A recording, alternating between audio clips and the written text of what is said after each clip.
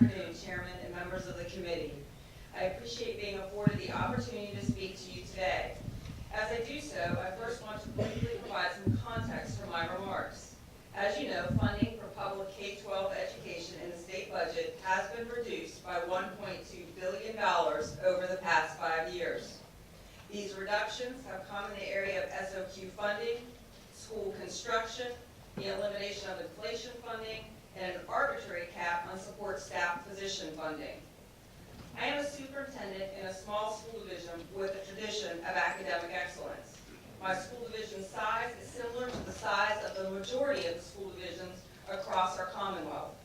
Our current budget is approximately $19.8 million. We have made almost $5 million in cuts over the past 5 years. While some of this is due to decreased enrollment, the vast majority is as a result of decreased state funding and increased VRS costs.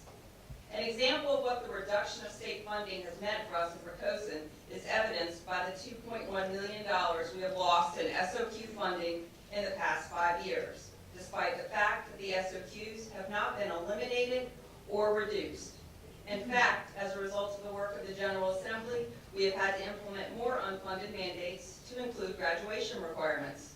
These requirements have necessitated the addition of staff, so in our case, we've had to reduce staffing in other instructional areas just to provide staffing to meet these new requirements. We have also had to completely eliminate instructional programs as a result of the elimination of funding. Please note that we have been well supported by our locality over the last 4 years. They have increased funding for us, but they too are suffering financially and simply cannot bear the full burden being placed on them as a result of the changes in funding priorities in Richmond. I'm here today to specifically ask that you provide funding to school divisions to cover the full cost of inflation. In the initial budget developed by the Senate, we will receive only 70% of that cost. Again, for contextual purposes, 70% of inflationary funding is only $47,000 for Poquoson, which does not even begin to fill the gap created by the reductions in state funding. It will, however, help us to save at least one instructional position in our budget. If full inflationary funding is provided, it would ensure that we could save at least part of another position. Please know that we've cut 50.5 positions, or 15% of our workforce in the past 5 years, and have had to lay off people in 3 of those years, which has not helped our state or local economy.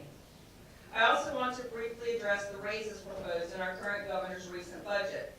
I support the salary increase and the manner in which it has been presented in his budget. It does not require a local match, and funds can be provided and used for all employees to cover the cost of a smaller raise. If we do not have this flexibility, I and others will likely have to reduce or eliminate additional instructional positions to provide enough funding for the full amount. The ability for school divisions to provide the governor's proposed raise would clearly be enhanced if the full cost of inflation is included in the final state budget.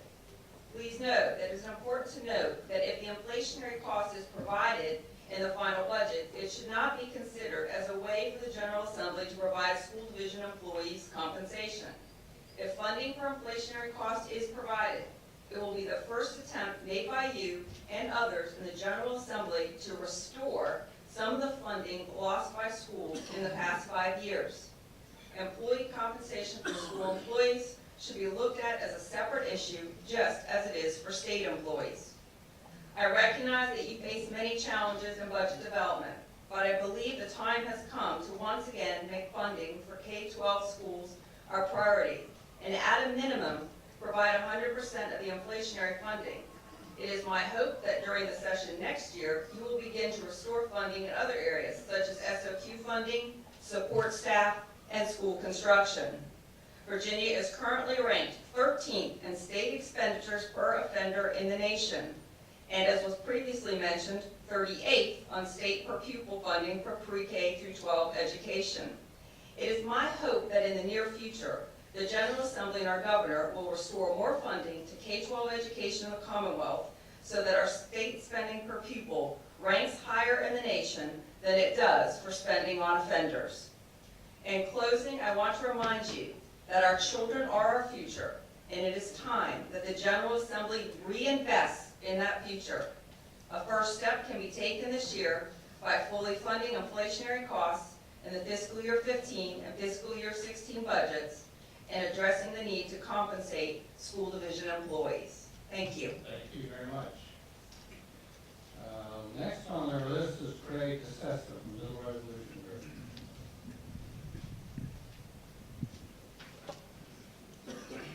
We've been a little liberal in allowing you to stray from the governor's amendments, but if you can confine your attention to what we have before us, we would be great.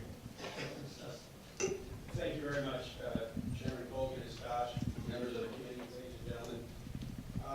I feel like, based on the presentations we had before, we really shouldn't be having this conversation based on everybody's advocating for a Medicaid expansion. I do not advocate for Medicaid expansion, and it's not because I don't care about Lori and the children the sheriff referred to. I have seen the children the sheriff referred to. I work in ministries here in Richmond that deal with these children that are impoverished, and I see what the culture of dependency does to the situation they live in. They live in a pure hell. There are better ways to do this. First, I would like to share that we need to understand that the ACA is what created the covered cap. Okay? And we've been promised many, many things by the President of the United States that we're going to be able to provide health care for a lot of people in this country. Today, in the Wall Street Journal, and this is my favorite, above the fold, problems with the ACA. The ACA has created so many problems for delivering health care in this country, we've turned it upside down. We need to stop, we need to take a deep breath, we need to figure out how to do this right. The President has been delaying, and we want to rush into this. Remember, the Medicaid expansion is a cornerstone of the Affordable Care Act. It's a cornerstone of it. So every claim that's being made about the ACA that's false puts every claim about Medicaid expansion, makes it subject to something we have to be very careful about. We have to be very careful about the claims. I'll give you a perfect example. Today we've had several people up here who truly believe that we're leaving money on the table. We are not leaving money on the table. For over 100,000 people have signed up under healthcare.gov. They are receiving subsidies right now. That money's coming back to Virginia. There are many other revenue streams that money's coming back to Virginia. Devin Herrick of the National Center for Policy Analysis, who is a healthcare expert, a healthcare policy expert, did an analysis, and he demonstrated within 10 years, we will actually receive more money into Virginia if we don't expand Medicaid because of these subsidies. This is something I'm asking the Senate committee to really look into before we rush into expanding Medicaid. Because all we're doing is creating a further expansion of the entitlement program is out of control. So I'm asking you, please, let's take our time, let's review this carefully. The second thing I want to review very quickly is Marketplace Virginia. Several businessmen have come up here and said they think this is the solution. We're very fortunate we have a pilot study on this. Arkansas is doing exactly what we're proposing. And Arkansas has only been at this for 3 months, and they're already seeing huge cost overruns because of the way it's structured. And that's what we're talking about doing. Let's stop, let's think twice about